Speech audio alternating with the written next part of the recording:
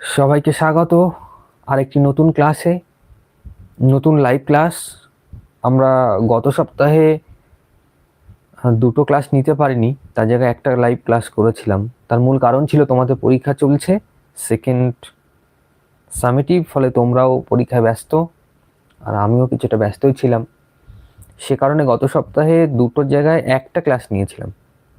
এই সপ্তাহ থেকে আবার, মানে আজকে স্যাটারডে, নেক্সট উইক থেকে আমরা আবার রেগুলার দুটো করে ক্লাস নেওয়ার চেষ্টা করব। তাহলে আশা করছি আমার অডিও ক্লিয়ার আছে। যদি কোনো ডিস্টার্ব থাকে আমি একবার চেক করে দেখি।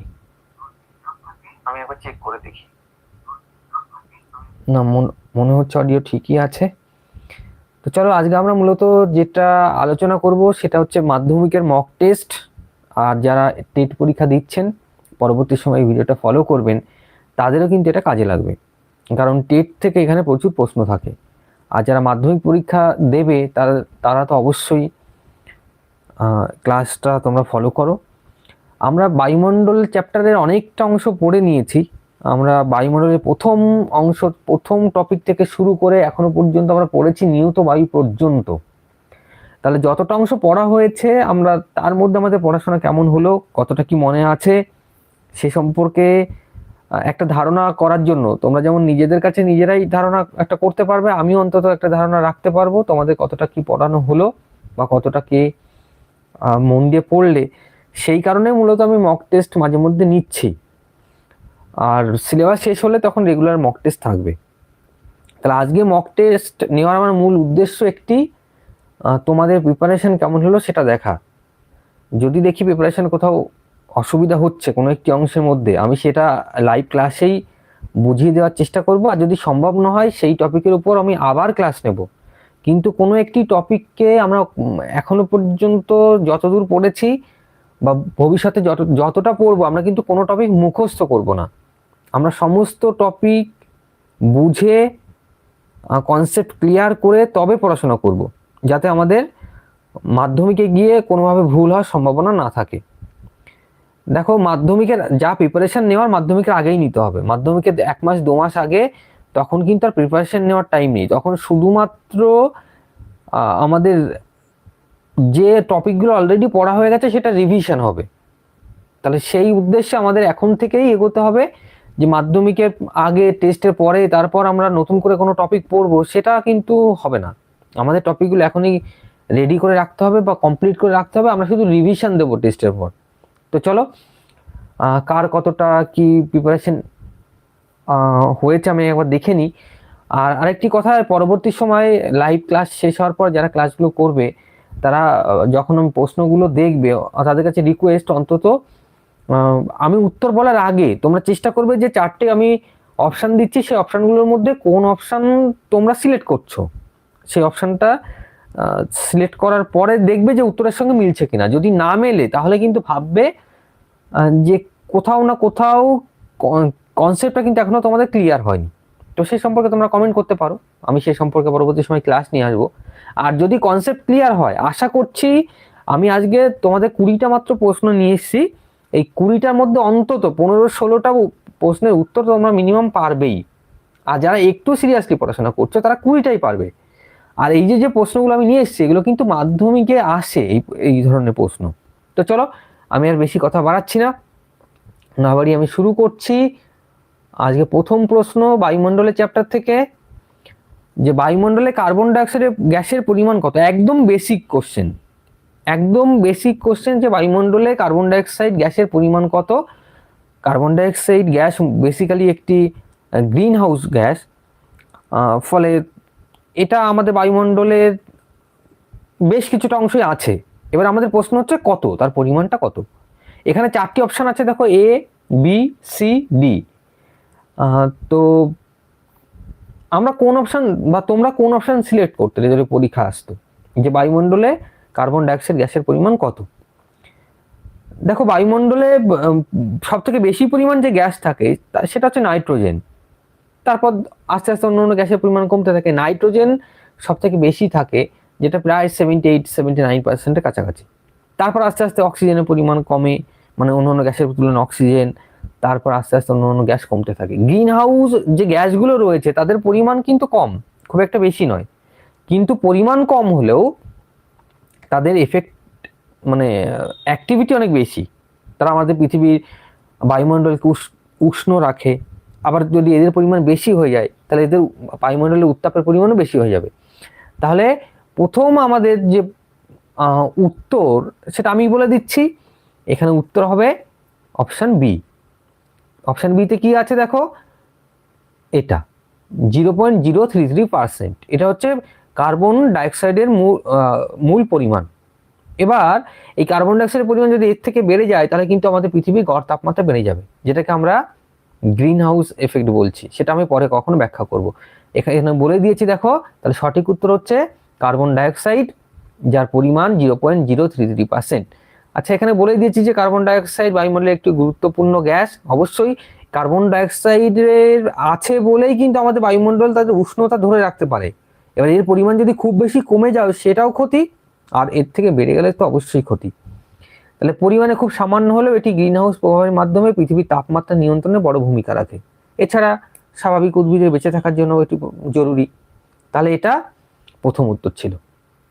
চলো আমরা পরের প্রশ্ন দেখে নিই। বায়ুমণ্ডলের একটি কঠিন উপাদান হলো এর মধ্যে কোনটি? চারটি অপশন আছে: ওজোন, লবণকণা, শিশির, মেঘ। আচ্ছা, এর মধ্যে ওজোন একটি গ্যাসের নাম, আমরা জানি, যেটা স্ট্র্যাটোস্ফিয়ারের মধ্যে থাকে, ওজোন স্তরের মধ্যে। আচ্ছা, তারপরে রয়েছে মেঘ এবং শিশির। এরা বেসিক্যালি অধঃক্ষেপণের অংশ, তাই না? তাহলে অধঃক্ষেপণ কি আমরা সেটা ডিটেলস পড়ে নিয়েছি। তাহলে আমরা দেখতে পাচ্ছি যে ওজোন হবে না, কারণ এটি গ্যাসীয় পদার্থ। মেঘ, সেটা মেঘও হবে না। এবার মেঘ যদি জল যদি কঠিন হিসাবে নেমে আসে তাহলে সেটা কঠিন থাকতে পারে, কিন্তু সেটা পার্মানেন্টলি কঠিন নয়। শিশির, সেটা তো অবশ্যই তরল। তাহলে পড়ে থাকলো আমাদের কাছে একটি, সেটা হচ্ছে লবণকণা, যেটাকে আমরা অ্যারোসল বলে থাকি। এবার বায়ুমণ্ডলে এই ধরনের কঠিন কণা শুধু লবণকণা হিসেবেই থাকে না, বায়ুমণ্ডলে কিন্তু জলীয় ধূলিকণা, বিভিন্ন আগ্নেয়গিরি থেকে উত্থিত যে ছাই, সেগুলো কিন্তু কঠিন কণা হিসেবে অবস্থান করে, যেটাকে আমরা অ্যারোসল বলে থাকি। তাহলে এখানে সঠিক উত্তর লবণকণা। চলো আমরা সঠিক উত্তরটা দেখে নিই। হ্যাঁ, এখানে রয়েছে লবণকণা। দেখো, আমি একটু তোমাদের সুবিধার জন্য ব্যাখ্যা করেছি, এদেরকে একসঙ্গে অ্যারোসল বলা হয়। এবার বায়ুমণ্ডলে গ্যাসীয় উপাদানের পাশাপাশি কিছু কঠিন উপাদানও ভাসে, যেমন ধূলিকণা, আগ্নেয়গিরির ছাই, একটু আমি যেটা বললাম। এছাড়া সামুদ্রিক লবণকণা, এগুলো কিন্তু কঠিন কণা হিসাবে বায়ুমণ্ডলে ভাসমান অবস্থায় থাকে। তাহলে তোমাদের কাজ শুধুমাত্র ওই লবণকণা কঠিন সেটা জেনে রাখা নয়, তাহলে আর কি কি কঠিন কণা আছে, ধূলিকণা, আগ্নেয়গিরির ছাই, সামুদ্রিক লবণকণা, তাহলে এগুলো কিন্তু পরীক্ষা দিয়ে দিতে পারে। তাহলে এটা খেয়াল করবে। তাহলে এগুলোকে আমরা একসঙ্গে কি বলি? অ্যারোসল। এটা মনে রাখবে। তাহলে এটা হয়ে গেল। চলো আমরা পরের প্রশ্ন দেখি কি আছে।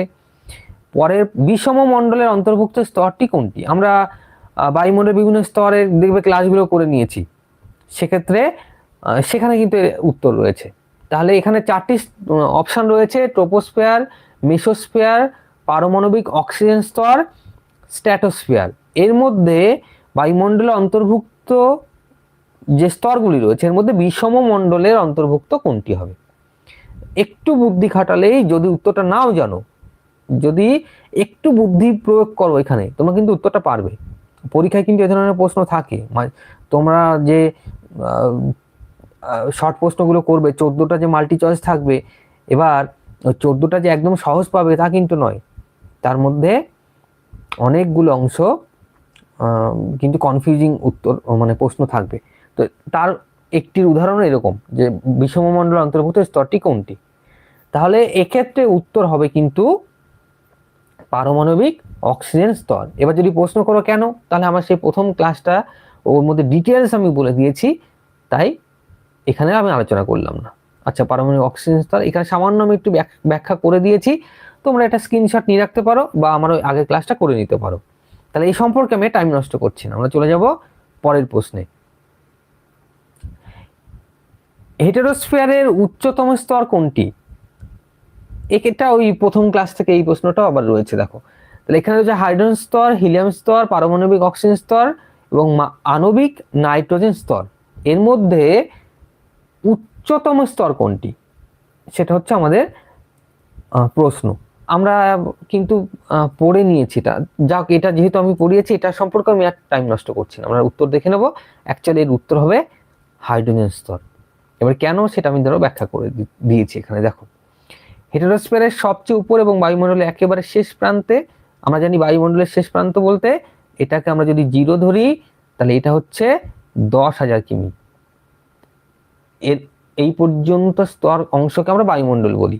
এবার 0 কিমি প্রথমে ট্রপোস্ফিয়ার স্ট্র্যাটোস্ফিয়ার করে আছে, আর 10,000 কিমি সব থেকে উপর রয়েছে হাইড্রোজেন স্তর। তাহলে এই জন্য এটা উত্তর হবে হাইড্রোজেন স্তর, যেটি 10,000 কিলোমিটার পর্যন্ত বিস্তৃত।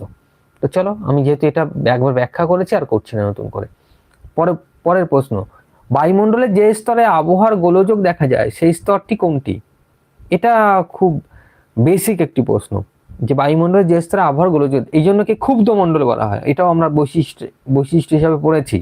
আচ্ছা, হিন্টস হিসাবে আমি একটু বলি, এর মধ্যে কিন্তু ম্যাক্সিমাম যে গ্যাসীয় পদার্থ সেটা থাকে বায়ুমণ্ডলের মধ্যে। দ্বিতীয়ত, যে জীবমণ্ডল সেটা কিন্তু এই স্তরেই অবস্থান করে। এবার বলো উত্তর কি হবে? 4টি option: stratosphere, mesosphere, troposphere, ionosphere.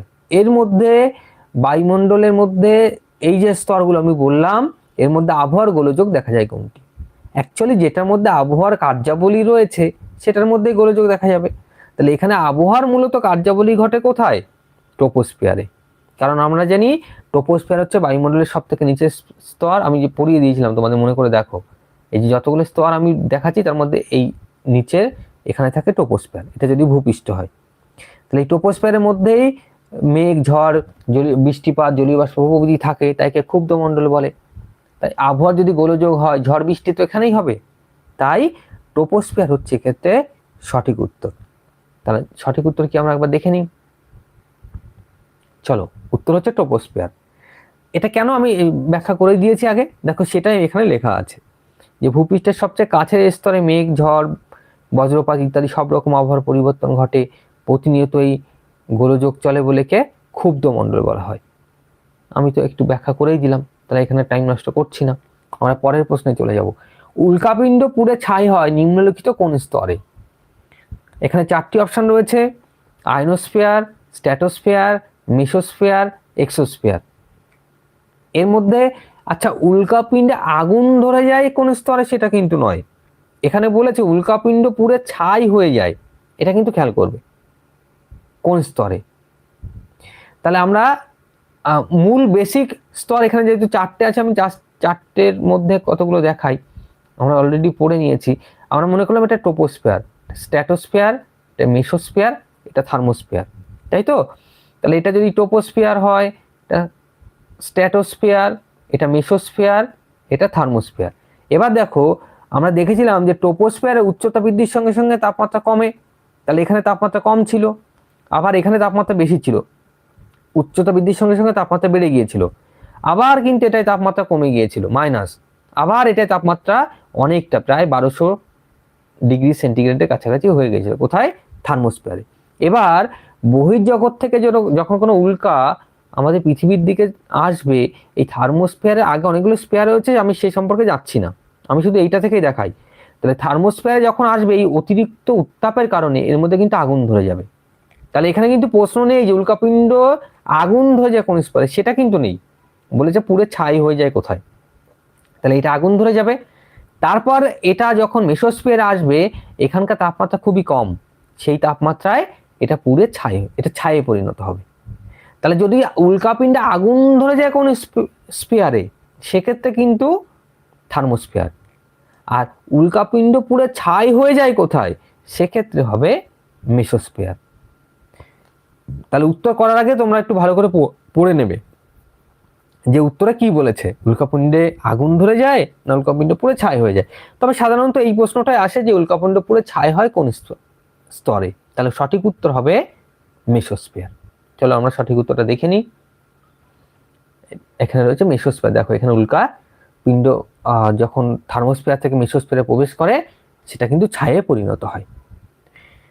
চলো আমরা পরের প্রশ্ন দেখি, পরের প্রশ্নে কি রয়েছে। আচ্ছা, বায়ুমণ্ডলে যে স্তরে সুমেরু কুমেরু প্রভা তৈরি হয়, কোন স্তরের মধ্যে সুমেরু প্রভা কুমেরু প্রভা তৈরি হয়? 4টি option: A mesosphere, 2 ionosphere, C troposphere, D stratosphere. এর মধ্যে কোন স্ফিয়ারে মেরু প্রভা সুমেরু প্রভা ও কুমেরু প্রভা তৈরি হয়? আচ্ছা, সুমেরু প্রভা কুমেরু প্রভা কেন তৈরি হয় সেটা কিন্তু খুব ইন্টারেস্টিং ব্যাপার। আমি অত ডিটেলসে যাচ্ছি না, জাস্ট তোমাদেরকে এই প্রশ্নের উত্তরটা যাতে তোমরা পারো তার জন্য আমি একটা হিন্টস দিচ্ছি যে এই উত্তরটা বা ভবিষ্যতে মনে রাখবে কি করে। এবার এই সুমেরু প্রভা আর কুমেরু প্রভা সেখানেই তৈরি হবে যেখানে বায়ুমণ্ডলের কণাগুলি আয়নিত অবস্থায় থাকবে, চার্জড, আধান থাকবে তার মধ্যে। তাহলে এবার তোমরা ভাবো তো এই 4টি যে স্তর রয়েছে এর মধ্যে কোন স্তরের যে বায়ুর কণা সেটা আয়নিত অবস্থায় আছে? এখানে দেখো এর মধ্যে মানে যে 4টি স্তর রয়েছে তার নামের সঙ্গে কিন্তু মিল রয়েছে। তাহলে এখানে দেখো উত্তর হবে আয়নোস্ফিয়ার, কারণ এই স্ফিয়ারের মধ্যে যে বায়ুর কণাগুলো সেটা পজিটিভ এবং নেগেটিভ দুটি আধানে থাকে। এবার এই পজিটিভ আর নেগেটিভ আধান থাকে বলেই কিন্তু এর মধ্যে সুমেরু এবং কুমেরু প্রভা তৈরি হয়। তাহলে এটা মনে রাখবে। এবার এখান থেকে প্রশ্ন আসতে পারে যে আয়নোস্ফিয়ারের বায়ুর যে কণাগুলো সেটা কেন ওই পজিটিভ আর নেগেটিভ থাকে, হয় কি করে? তার মূল কারণ হচ্ছে এর মধ্যে দিয়ে যখন সূর্যের যে সমস্ত পাওয়ারফুল যে রশ্মিগুলো রয়েছে যেমন আলফা, বিটা, গামা, তারা যখন প্রবেশ করে তাদের সংস্পর্শে এসে এই অঞ্চলে এই যে আয়নোস্ফিয়ার তার যে বায়ুকণাগুলো সেগুলো পজিটিভ এবং নেগেটিভে পরিণত হয়। তাহলে আলফা, বিটা, গামা ইত্যাদি বা এক্স রে, এই যে রেগুলো রয়েছে এই রের প্রভাবে কিন্তু এই আয়নোস্ফিয়ার শোষণ করে নেয় এবং তার প্রভাবেই কিন্তু আয়নোস্ফিয়ারে যে কণাগুলো রয়েছে সেগুলো আধানিত অবস্থায় থাকে এবং তার প্রভাবেই সেখানে সুমেরু প্রভা কুমেরু প্রভা তৈরি হয়। এছাড়া বেতার তরঙ্গ প্রতিফলিত হয়। এই সম্পর্কে ডিটেলস বললাম, আমার ক্লাস রয়েছে, তোমরা ডিটেলস সেখান থেকে জেনে নিতে পারো। চলো আমরা পরের প্রশ্ন উত্তরটা দেখে নিই। আচ্ছা, এটা হচ্ছে আয়নোস্ফিয়ার। আমি বললাম দেখো এখানে সুমেরু আর কুমেরু প্রভা তৈরি হচ্ছে, কোনোটা পজিটিভ কোনোটা নেগেটিভ রয়েছে কণা। থার্মোস্ফিয়ার বা আয়নোস্ফিয়ার যে এখানে রয়েছে দেখো সূর্যরশ্মির কারণে আধানযুক্ত আয়নিত অবস্থায় থাকে। এই চৌম্বকীয় কণার সংঘর্ষে দৃষ্টিনন্দন মেরুজ্যোতি বা অরোরা সৃষ্টি করে। আমি এখানে ডিটেলস বলে দিয়েছি তোমাদেরকে, আর আশা করছি যেটা বুঝিয়ে দিলাম এইমাত্র সেটাও কিছুটা বুঝতে পেরেছো। আচ্ছা, পরের প্রশ্ন। বায়ুর চাপীয় ঢাল বলয় এবং কোরিওলিস বল এই দুটি শক্তি যখন সমান পর্যায়ে আসে তখন সমচাপ রেখার সমান্তরালে যে বায়ু প্রবাহিত হয় তাকে কি বলে? এটা একটু হার্ড প্রশ্ন, এটা কিন্তু একটু কঠিন প্রশ্ন। চলো চেষ্টা করো অন্তত কি হতে পারে।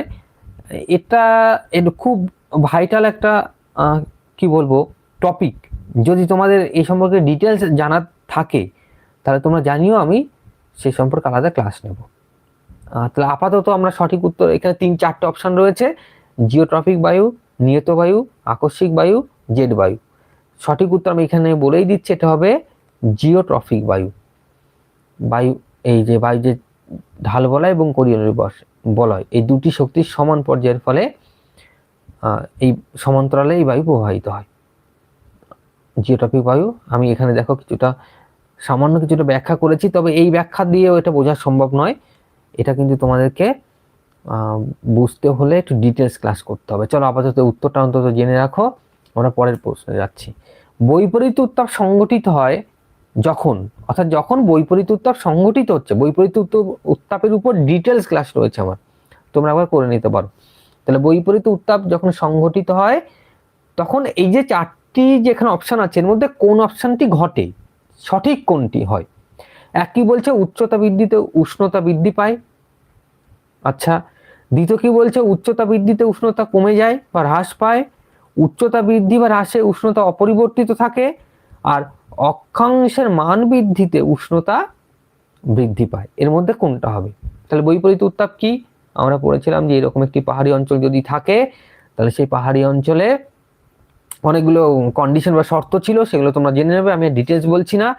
এবার সেই পাহাড়ি অঞ্চলে শীতের সময়ে সন্ধ্যাবেলায় যদি বায়ুর মধ্যে খুব একটা আলোড়ন না থাকে তাহলে সেই বায়ু কিন্তু আস্তে আস্তে ধীরে ধীরে কি করে, উপর দিকে যত ওঠে বায়ুটা শীতল হতে থাকে। এবার শীতল বায়ু কি করে, পাহাড়ের দুই ঢাল বেয়ে নিচের দিকে নেমে আসে, এই ঢাল বেয়ে নেমে আসে, এই ঢাল বেয়ে নেমে আসে, আর নিচে থাকা যে উষ্ণ বায়ু তাকে ঠেলে উপর দিকে তুলে দেয়। ফলে সন্ধ্যার পরে গিয়ে দেখা যায় এই উপরে অবস্থান করে উষ্ণ বায়ু আর নিচে অবস্থান করে শীতল বায়ু। কিন্তু ট্রপোস্ফিয়ারে তো সেটা বৈশিষ্ট্য নয়। এরপর কি হয়, যদি ঢাল দিয়ে আমরা উপর দিকে উঠতে থাকি তাহলে দেখবো যে এখানে বায়ু উষ্ণতা কম আর যত উপরে উঠছে উষ্ণতা বেশি, তাই তো? এখানে উষ্ণতা বেশি পাচ্ছে, অর্থাৎ উচ্চতা বৃদ্ধির সঙ্গে সঙ্গে উষ্ণতা কিন্তু এখানে বেড়ে যাচ্ছে। এবার অ্যাকচুয়ালি ট্রপোস্ফিয়ারে এটা ঘটার কথা নয়, ট্রপোস্ফিয়ারে উচ্চতা বৃদ্ধির সঙ্গে সঙ্গে উষ্ণতা কমে যাওয়ার কথা, কিন্তু তার সম্পূর্ণ বিপরীত অবস্থা এখানে ঘটছে, তাই এর নাম হয়েছে বৈপরীত্য উত্তাপ। চলো আমি সংক্ষেপে ব্যাখ্যা করলাম। এবার তাহলে আমরা এখান থেকে সঠিক উত্তর কোনটা পাবো, যে উচ্চতা বৃদ্ধিতে উষ্ণতা বানানোটা ভুল আছে, এখানে উষ্ণতা বৃদ্ধি পায়, উচ্চতা বৃদ্ধির সঙ্গে সঙ্গে উষ্ণতা বৃদ্ধি পায়, এটা হচ্ছে সঠিক উত্তর। চলো আমরা পরের প্রশ্ন বা এর উত্তরটা একবার দেখে নিই। ঠিক, উচ্চতা বৃদ্ধিতে উষ্ণতা বৃদ্ধি পায়, আমি ব্যাখ্যা করলাম যেটা সেটা এখানে লেখা আছে, তোমরা চাইলে স্ক্রিনশট নিয়ে নিতে পারো। চলো আমরা পরের প্রশ্ন দেখব। জিওট্রফিক বায়ু প্রবাহিত হয় এই যে 4টি স্তর রয়েছে এর মধ্যে কোথায়? ঊর্ধ্ব ট্রপোস্ফিয়ার, স্ট্র্যাটোস্ফিয়ার, মেসোস্ফিয়ার না থার্মোস্ফিয়ারে?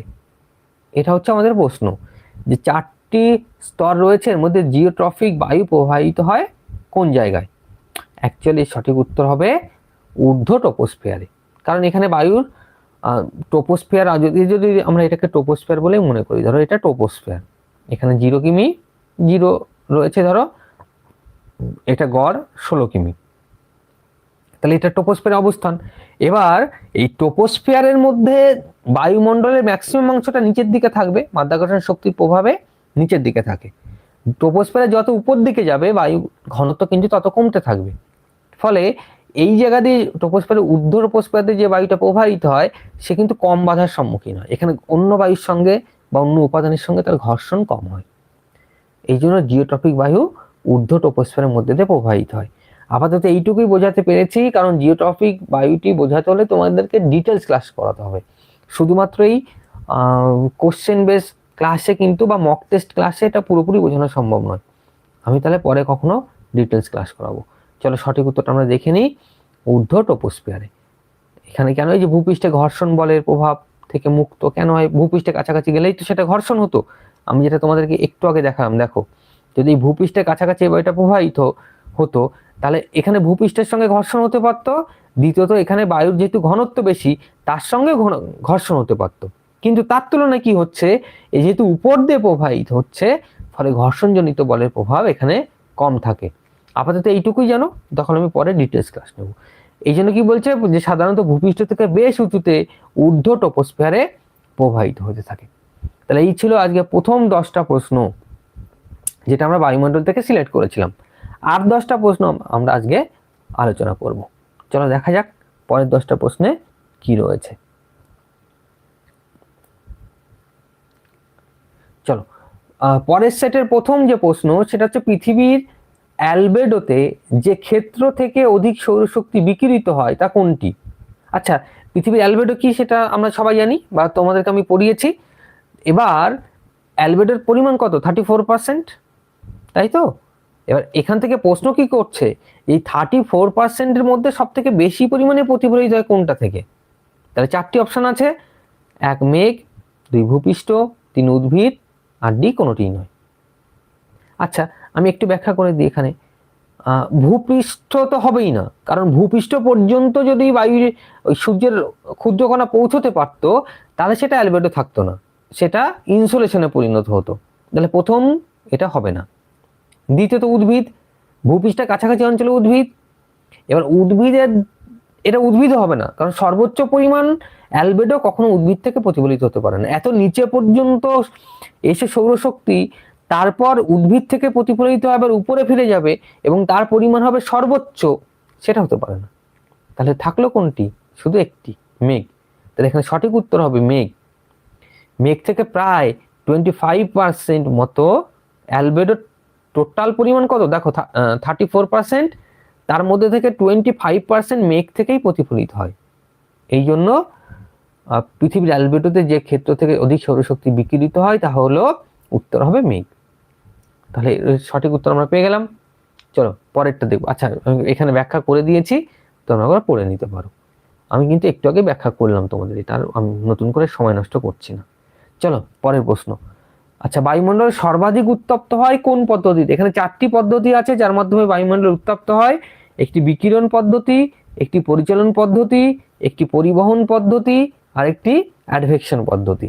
এর মধ্যে কোন পদ্ধতিতে সব থেকে বেশি উত্তপ্ত হয়? এটা খুব ভালো প্রশ্ন। প্রশ্নটা সহজ হলেও এটা কিন্তু পরীক্ষায় আসে। তাহলে এখানে সঠিক উত্তর হবে বিকিরণ পদ্ধতি। আচ্ছা বিকিরণ পদ্ধতির একটি মূল বৈশিষ্ট্য যেটা, সেটা আমি মনে করলাম এটা কোনো একটি তাপের উৎস, আর এটা এই জায়গা তাপটি প্রতিফলিত প্রবাহিত হচ্ছে। এবার এর মধ্যে যদি কোনো রকম মাধ্যম না থাকে সাধারণত, তাহলে কিন্তু তাপ এখানে এই বিকিরণ পদ্ধতিতে পৌঁছতে পারে। ঠিক আমরা যদি এটাকে মনে করি সূর্য, এবার এটা মনে করো পৃথিবী, এবার এটা হচ্ছে সূর্য, এটা পৃথিবী আর্থ। এবার সূর্য আর পৃথিবীর মধ্যে তো সাধারণত বায়ুমণ্ডল নেই। এবার সূর্য থেকে পৃথিবীর দিকে যে সৌরশক্তি আসে সেটা কিন্তু বিকিরণ পদ্ধতিতেই আসে। যদি বিকিরণ পদ্ধতি না থাকতো, কারণ এর মধ্যে তো আর বায়ুমণ্ডল নেই, তাহলে কিসের মাধ্যমে পরিবহিত হয়ে পৃথিবীতে আসতে পারতো না। তাহলে বিকিরণ পদ্ধতি ঘটে বলেই সূর্য থেকে পৃথিবী পর্যন্ত কিন্তু তাপ এসে পৌঁছতে পারে। তাহলে এখান থেকে এই প্রশ্নটা ঘুরিয়েও দিতে পারে যে এমন একটি পদ্ধতির নাম বলো যে পদ্ধতিতে তাপ পরিবাহিত হওয়ার জন্য কোনো রকম মাধ্যমের প্রয়োজন হয় না। তাহলে সেক্ষেত্রে উত্তর হবে বিকিরণ পদ্ধতি। তাহলে দুটোর ক্ষেত্রেই বায়ুমণ্ডলে সর্বাধিক উত্তপ্ত হয় বিকিরণ পদ্ধতিতে, আবার যে পদ্ধতিতে তাপ পরিবাহিত হয়ে অন্য কোনো মাধ্যমে যখন অন্য কিছুতে যখন পৌঁছায় তার মধ্যে কিন্তু কোনো মাধ্যমের প্রয়োজন হয় না, সেটাও কিন্তু বিকিরণ পদ্ধতি। তাহলে আমি সঠিক উত্তর আমরা বিকিরণ পদ্ধতি করব। আচ্ছা বিকিরণ পদ্ধতি কেন আমি এখানে বলে দিয়েছি যে সূর্য থেকে আসা অতি ক্ষুদ্র তরঙ্গ বায়ুমণ্ডলকে সরাসরি উত্তপ্ত করে না, ভূপৃষ্ঠে উত্তপ্ত হওয়ার পর সেই তাপ দীর্ঘ তরঙ্গ রূপে বায়ুমণ্ডলকে নিচ থেকে উত্তপ্ত করে। আমি একটু এটা ব্যাখ্যা করে দিই। আমরা মনে করলাম এটা সূর্য, এটা আমাদের ভূপৃষ্ঠ। এবার সূর্য থেকে যখন আলোক শক্তি আসে সেটা কিন্তু ক্ষুদ্র তরঙ্গ রূপে আসে। যখনই ভূপৃষ্ঠে সে আঘাত পায় বা ভূপৃষ্ঠ বাধা পায় তখন সেটি বৃহৎ তরঙ্গ রূপে প্রবাহিত হতে শুরু করে উপরের দিকে। এই যে ক্ষুদ্র তরঙ্গগুলো আসছে এরা কিন্তু সরাসরি বায়ুমণ্ডলকে উত্তপ্ত করে না, এরা এসে আগে ভূপৃষ্ঠে বা তার কাছাকাছি বিভিন্ন বস্তুতে বাধা পাবে, সেটি বৃহৎ তরঙ্গে পরিণত হবে, তারপর কিন্তু সে বায়ুমণ্ডলকে উত্তপ্ত করতে করতে যাবে। এই জন্য ভূপৃষ্ঠের কাছাকাছি অঞ্চলে তাপমাত্রা সাধারণত বেশি হয়, ঠিক এই কারণের জন্য। আর যত ভূপৃষ্ঠ থেকে ট্রপোস্ফিয়ার উপরের দিকে যাবে তাপমাত্রার পরিমাণ কমতে থাকবে। চলো এটাই বিকিরণ পদ্ধতি, আমি ছোট্ট করে বুঝিয়ে দিলাম। এবার যে পদ্ধতিতে তাপ কোনো জড় মাধ্যম ছাড়াই বায়ুমণ্ডলে সঞ্চালিত হয় তাকে কি বলে? একটু আগে আমি যেটা বলছিলাম যে এই প্রশ্নটা কিন্তু ঘুরিয়ে দিতে পারে। তাহলে এই ধরনের ঘুরিয়ে কিন্তু প্রশ্ন আসে মাধ্যমিক পরীক্ষায়। তাহলে এখানে সঠিক উত্তর আমি একটু আগেই তোমাদের ব্যাখ্যা করে দিয়েছি, এখানে বিকিরণ পদ্ধতি। বিকিরণ পদ্ধতিতে কোনো জড় মাধ্যমের প্রয়োজন হয় না। চলো আমরা পরের প্রশ্নে।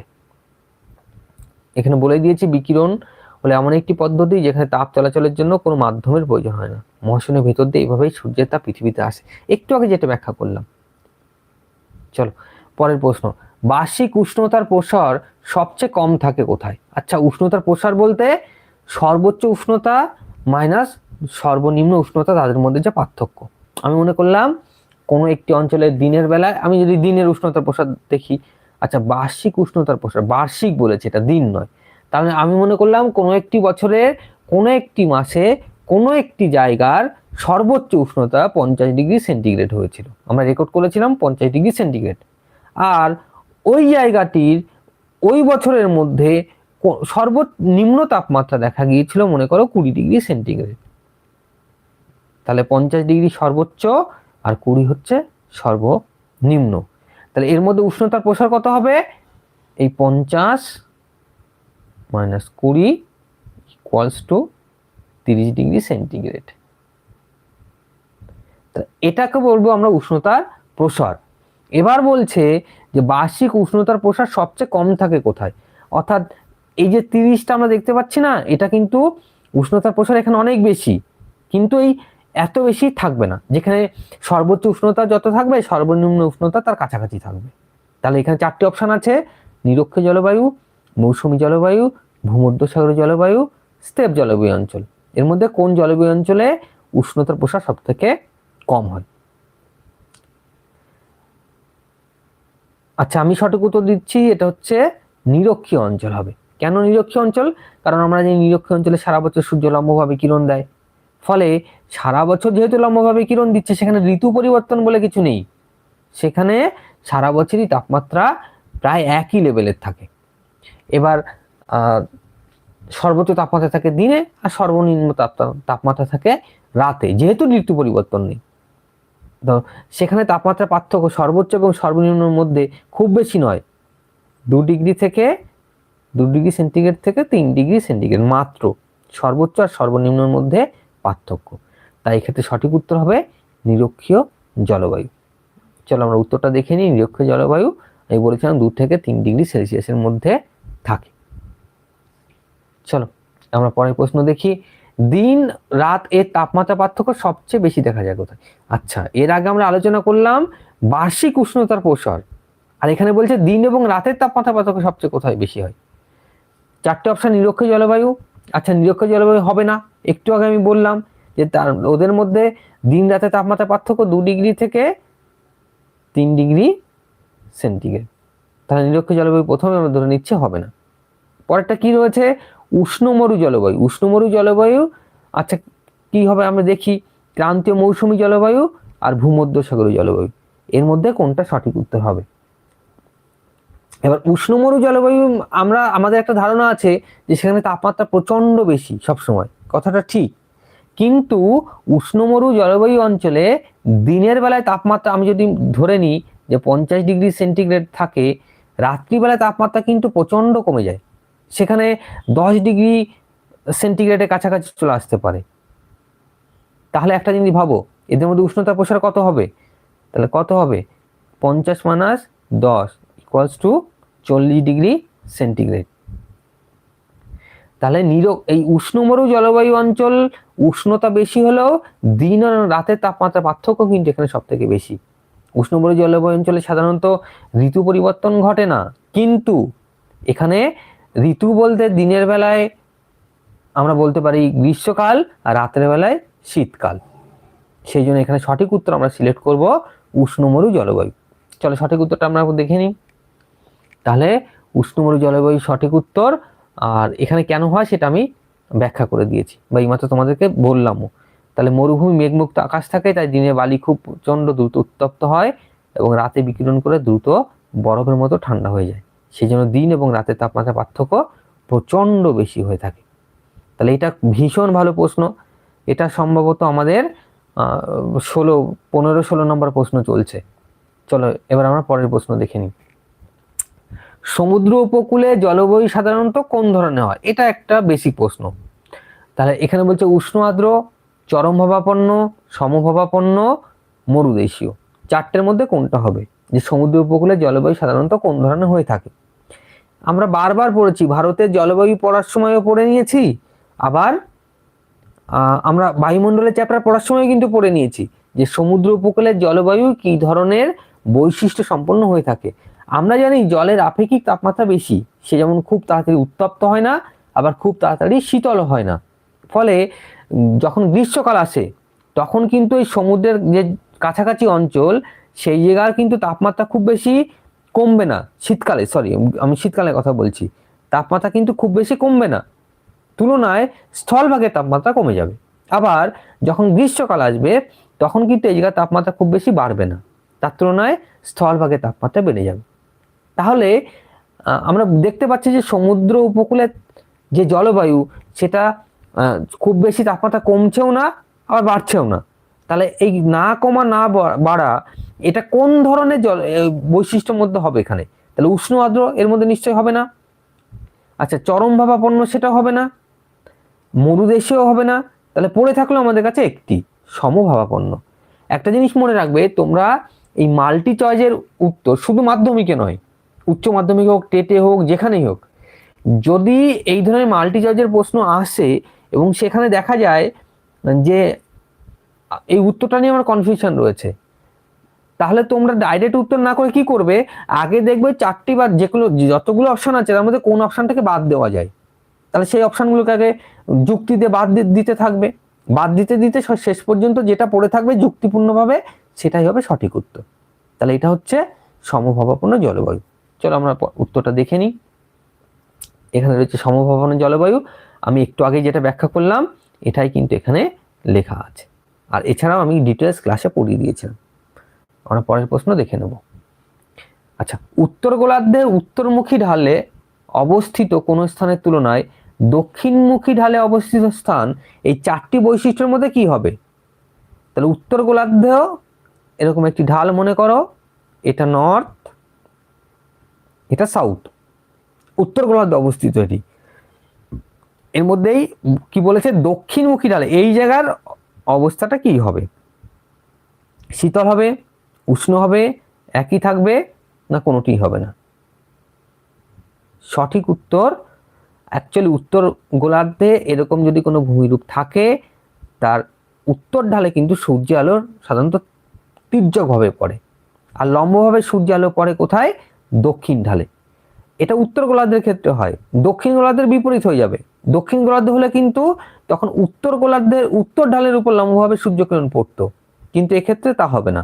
এক্ষেত্রে কি হবে, দক্ষিণ ঢালের উপর লম্বভাবে সূর্যকিরণ পড়বে, উত্তর ঢালের উপর তির্যকভাবে সূর্যকিরণ পড়বে, ফলে সঠিক উত্তর হবে উষ্ণ হয়। চলো আমরা সঠিক উত্তরটা দেখে নিই, কি হবে? হ্যাঁ, উষ্ণ হয়। কেন হয় আমি এইমাত্র ব্যাখ্যা করলাম, দেখো এখানেও ডায়াগ্রাম দিয়ে ব্যাখ্যা করা আছে যে উত্তরমুখী ঢাল সেখানে সূর্যর তির্যকভাবে পড়ে, আর দক্ষিণমুখী ঢাল সেখানে সূর্য আলো তুলনামূলকভাবে লম্বভাবে পড়ে। এটা কোন গোলার্ধে? উত্তর গোলার্ধে, এটা কিন্তু মনে রাখবে। আর দক্ষিণ গোলার্ধ হলে এর বিপরীত হতো, তাহলে সঠিক উত্তর হবে উষ্ণ হয়। এবার মাধ্যমিক পরীক্ষায় কিন্তু এই উত্তর জায়গায় দক্ষিণ করে দিতে পারে, তাহলে তোমরা উত্তর পড়ে গেলে আর ওখানে গিয়েই দক্ষিণমুখী ঢাল মানে উষ্ণ হয়ে যাবে, সেটা উত্তর করে এলে তাড়াহুড়ো করতে গিয়ে কিন্তু উত্তরটা ভুল হয়ে যেতে পারে। হয়তো তোমার জানা প্রশ্ন জানা উত্তর তার সাথে তাড়াহুড়ো করে ভুল করে এসো না, তোমরা কিন্তু খেয়াল রাখবে প্রশ্নগুলো পড়ার সময় একটু মন দিয়ে ভালো করে পড়বে, দরকার হলে ছোট্ট করে ডায়াগ্রাম এঁকে নেবে যে কি বলতে চাইছে, তাহলে আমরা সঠিক উত্তর দেব উষ্ণ হয়। চলো আমরা পরের প্রশ্ন দেখে নিই। বলছে গ্রিন হাউস এফেক্ট সর্বপ্রথম, এই গ্রিন হাউস এফেক্ট এই কথাটি সর্বপ্রথম কে ব্যবহার করেন? এখানে চারজনের নাম আছে, ফুরিয়ার, ফারমেন, হ্যাডলি আর কেউই না। এটা ভালো প্রশ্ন, এটা কিন্তু বেসিক প্রশ্ন আমি বলবো না, এটা অ্যাডভান্স প্রশ্ন, এটা একটু জেনে রাখা ভালো আমাদের। তাহলে এর মধ্যে চারজনের নাম আর তিনজনের নাম রয়েছে, আর 4 নম্বর অপশনে কেউই নয়। সঠিক উত্তর কোনটা হতে পারে? হ্যাডলি নয়, হ্যাডলি হবে না, কারণ হ্যাডলি বায়ু চাপের কক্ষণে তার থিওরি রয়েছে তোমাদের সিলেবাস অনুযায়ী। ফারমেনও হবে না, এক্ষেত্রে উত্তর হবে ফুরিয়ার।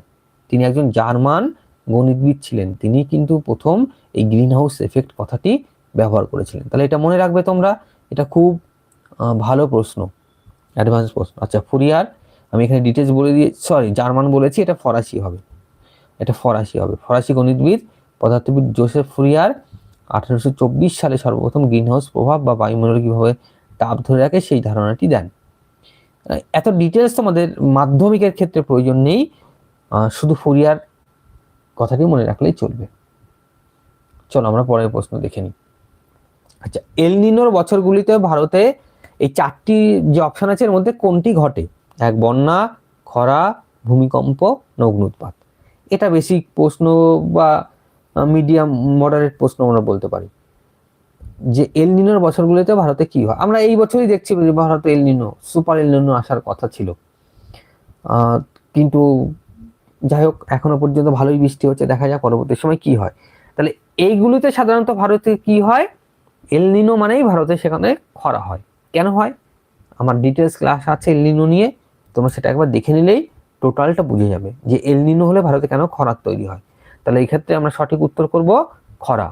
দেখা যাক সঠিক উত্তর কি, চলো দেখে নিই। খরা, কেন খরা, এই যে এটা আমি ছোট্ট করে ব্যাখ্যা করেছি, কিন্তু এর থেকে বেশি ব্যাখ্যা পেতে হলে তোমাদেরকে আমার এল নিনো ক্লাসটি করে নিতে হবে।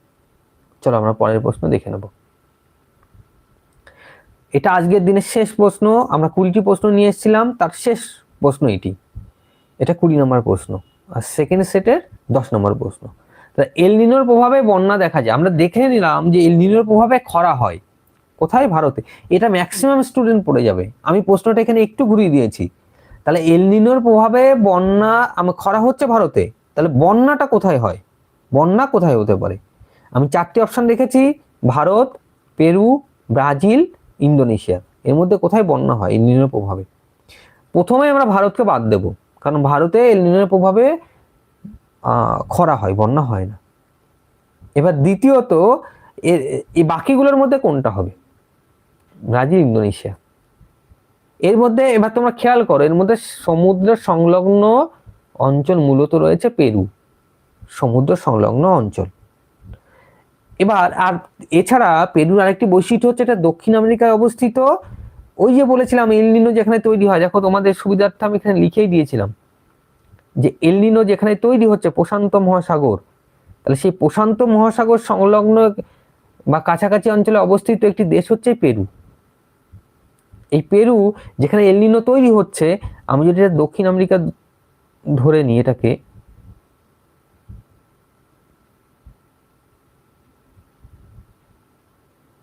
যদি আমি দক্ষিণ আমেরিকা ধরে নিই, তাহলে দক্ষিণ আমেরিকা এটা হচ্ছে ইস্ট, এটা ওয়েস্ট। এবার কি করছে, এল নিনো যেখানে তৈরি করছে তার মধ্যে কিন্তু এই দক্ষিণ আমেরিকা সব থেকে প্রভাবিত অঞ্চল। এল নিনো তৈরি হলে এখানে বৃষ্টিপাত বেশি হয়, কারণ তখন কিন্তু এই অঞ্চলে প্রচন্ড নিম্নচাপ তৈরি করে। আর এই নিম্নচাপের প্রভাবে এই অঞ্চলে যে সামুদ্রিক বায়ু ছুটে আসে, এসে যখন দক্ষিণ আমেরিকায় প্রবেশ করে, তখন কিন্তু এখানে প্রচন্ড পরিমাণ বৃষ্টি হয় এবং কখনো কখনো বন্যা হয়ে যায় এল নিনোর প্রভাবে। তাহলে এখানে সঠিক উত্তর হবে পেরুতে, যেটা পেরুতে অবস্থিত আটাকামা মরুভূমি। সেই আটাকামা মরুভূমি আমি এখানে এই কারণে লিখে দিয়েছি যে এটা কিন্তু প্রশ্নটা ঘুরিয়েও আসতে পারে, পেরু না দিয়ে আটাকামা মরুভূমি দিয়ে দিল, তাহলে তোমরা উত্তর করবে আটাকামা মরুভূমিতেই, কারণ আটাকামা মরুভূমিতে কিন্তু এল নিনোর প্রভাবে বন্যা তৈরি হয় কখনো কোনো সময়। তাহলে এক্ষেত্রে সঠিক উত্তর আমরা কি করব, পেরু বা আটাকামা মরুভূমি। আমি এখানে ছোট্ট করে ব্যাখ্যা করে দিয়েছি, তোমরা দেখে নিতে পারো। এছাড়া আমি তো আগে দেখিয়ে দিলাম যে এল নিনোর সময় দক্ষিণ আমেরিকার পশ্চিম উপকূলে সমুদ্রের জল স্বাভাবিকের চেয়ে বেশি গরম হয়ে যায়, ফলে সেখানে প্রচুর নিম্নচাপ সৃষ্টি হয়, শুষ্ক মরুভূমি এলাকাতেও প্রবল বন্যা তৈরি করে। তাহলে এটা খুব ভালো প্রশ্ন ছিল, আশা করছি এটার উত্তর তোমরা করতে পারবে। তাহলে এই ছিল আজকে আমাদের মক টেস্ট বলতে পারো। আমরা 10টা মোট 2টো সেটে 20টা প্রশ্ন আলোচনা করলাম। এর মধ্যে কিছু বেসিক প্রশ্ন ছিল, কিছু অ্যাডভান্স প্রশ্নও ছিল। তো এরপর তোমরা যারা ক্লাসগুলো করবে চেষ্টা করবে নিজে নিজে উত্তর দিতে। যদি কোথাও অসুবিধা হয় কমেন্ট করো, আর আমরা পরের ক্লাসে আবার ফিরে আসবো। যদি ক্লাসগুলো তোমাদের উপকার হচ্ছে বলে মনে করো, তাহলে অন্তত বন্ধুদের মধ্যে শেয়ার করো ক্লাসগুলো। চলো আজকে এই পর্যন্তই। খুব ভালো থেকো, ভালোভাবে পড়াশোনা করো, দেখা হচ্ছে